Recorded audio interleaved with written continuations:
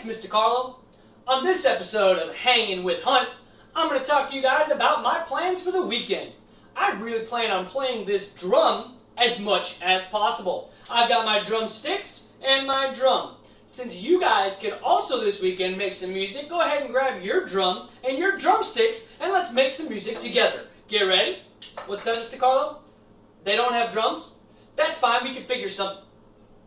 Mr. Carlo? No, they don't have drumsticks either.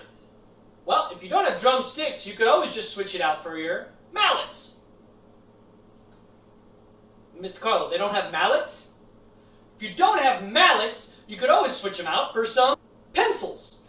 And if you don't have a drum, why don't you switch your drum out for a garbage can? This garbage can's tiny. If you're not allowed to use the garbage can because it's currently full of garbage, why don't you try hitting a box? This box doesn't have anything inside of it. Might as well get used as a drum. If you can't find a box, why don't you try using a bucket? This bucket I got from my backyard. Had some dirt inside of it. Still kind of does. Works fine for a drum. If you can't find any pencils, you can always just switch them out for some actual sticks. I just grabbed these sticks from my backyard because the oak tree, it rained and all these sticks fell down.